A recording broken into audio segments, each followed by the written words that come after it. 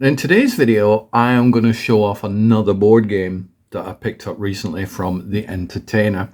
I say another because anybody who's seen the previous video on the channel, you may not have done, in which case go back and watch it.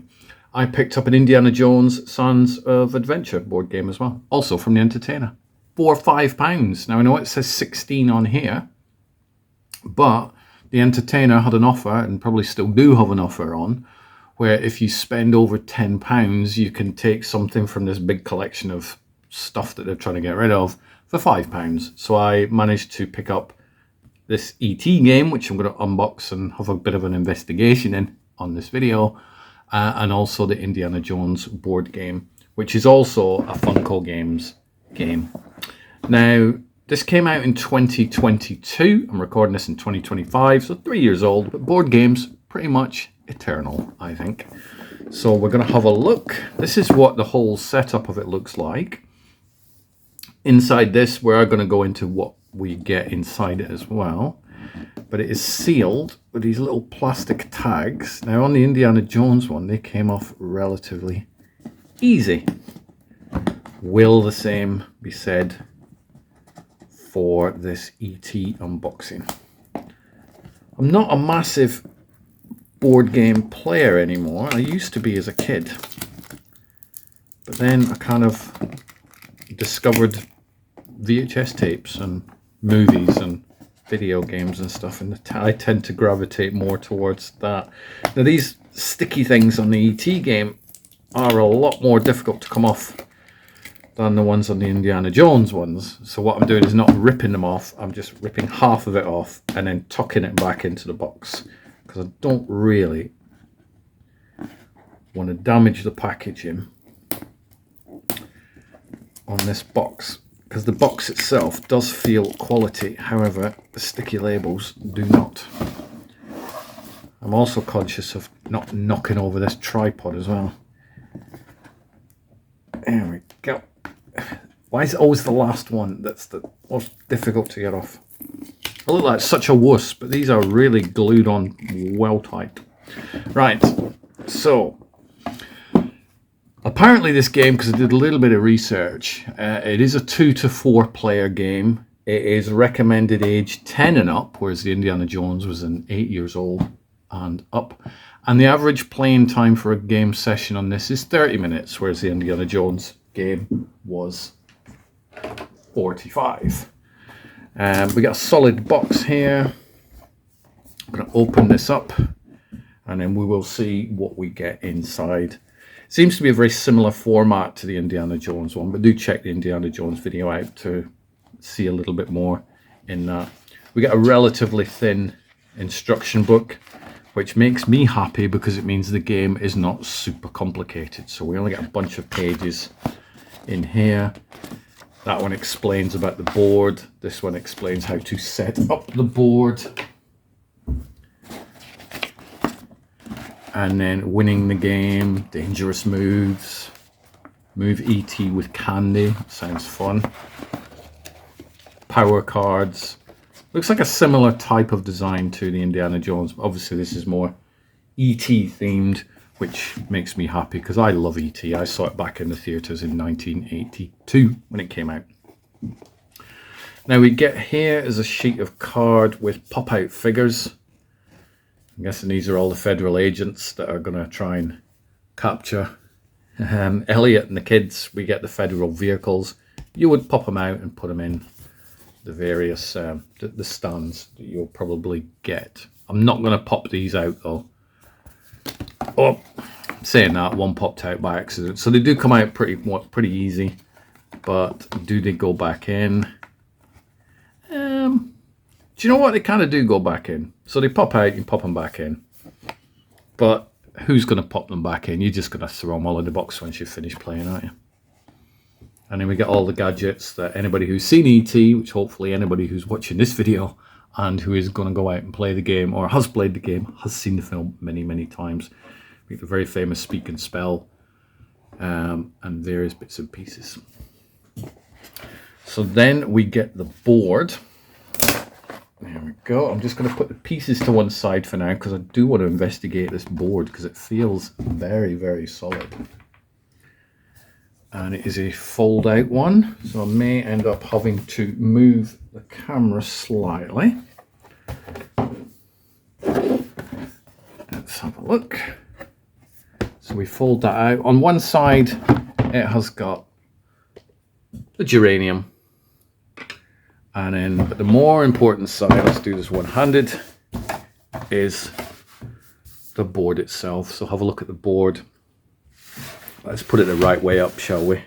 Would make more sense for absolutely everybody, but most importantly, me and you. So we've got the board there. All the different quadrants and areas. So let's put the tripod back on the board. So we investigate what we get in the box.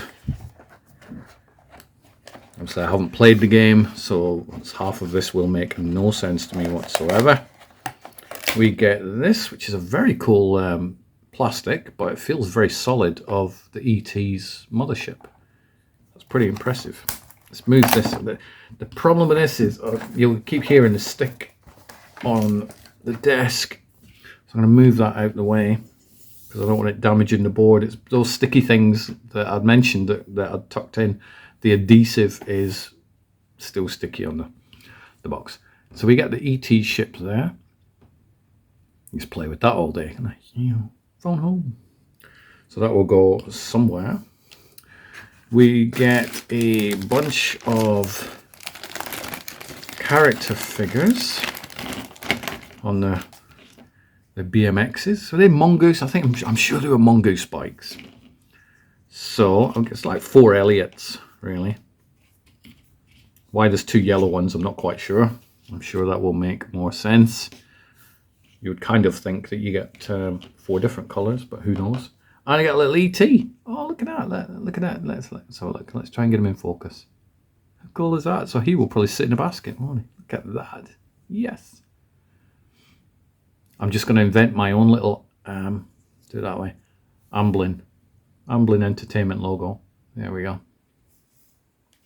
So ET is transferable into the bikes. We get a little bag of dice with the little things. For those of you who did watch Indiana Jones ones, this seems to be a thing. And I'm guessing it's for some of these, maybe. I don't know. What do I know? Right, we got an ET. We got an ET with a spinner. So if you look on the back there's a disc. And then if you look at ET's chest, there's a 3, there's a 2, 1. So we get it counting down from 6 to 0. That obviously will mean something when we play the game. We also get these. Let's take this. These cards. Okay, Elliot, once per turn, Elliot may disregard 1 candy token to move ET up to 3 spaces. Michael, once per turn, when taking a move action, Michael may travel along the one shortcut for free. Greg, once per turn, Greg may take a dangerous move action without rolling the danger die. Don't roll the danger die. And my favourite character of ET, other than ET, is Gertie. Once per turn, Gertie may take a dangerous pickup action without rolling the danger die. And so we've got the instructions here for these cards. Let's pop them in there. We do get a very small pack of other cards. These are power cards. Let's open these. Relatively easy to open, that's good. And then we've got the power cards here. Flying Kids, Taking Flight, Ouch, Trick or Treat. So things like the Meeting Spot card. Move any or all kids to any one space that already contains a kid. Welcome to Earth, Candy Trail, Absolute Power. Absolute Power. I love E.T. Such a good film. And so we get all these playable cards. And there's D. Wallace there. Any or all kids may move to the launch space. I guess that's probably what that is. And these are all the power cards there that we get. So it looks like a pretty simplistic game. The fact that it takes about 30 minutes to play a game kind of works. So it means you're not going to spend hours and hours and hours playing a game, getting tired, getting bored. 'Cause I think attention spans nowadays have shrunk quite a lot. And so these sort of this Indiana Jones game, which takes about 45 minutes per game, and the ET game, which takes half an hour, it seems to be a pretty good launch game or launch games for people who want to get into board games. Obviously, you don't want to jump straight in with Monopoly, which takes about 3 weeks per game. And who doesn't love ET? Come on, seriously, or Indiana Jones. So all in all, this does look like a pretty good game. It is pretty cheap to buy. I picked it up for £5. I think the retail of it is probably around the £20, £15 mark. I think you can probably get it for that. I'm just having a look to see how much in fact it costs. So for example, on Amazon, it's saying it's £14.49. So if you don't have an entertainer store near you, then 14, 15 quid, you can pick up this pretty impressive set. Also makes for a good Christmas present. Nobody's getting this one because obviously I've opened the cards and stuff, but if you know anybody who wants to play board games or anybody who's a huge fan of ET, then you can save yourself some money for Christmas. Pick up a couple of these box sets for a £5 and pass them on. So what did you think? Is this a game you've played? Is it a game that you would play? The quality of the craftsmanship of it feels very solid. This isn't a game that's going to get damaged. The pieces feel pretty tough, and the game itself, I think the only downside is these sticky things that are on the bottom, but I think that's more an entertainer problem. It's probably been stored in the wrong place or something like that. So that's my thoughts on E.T. Light Years from Home game. I hope you enjoy it, and thanks for spending some of your time watching this video today. Hope you have a wonderful day. Take care.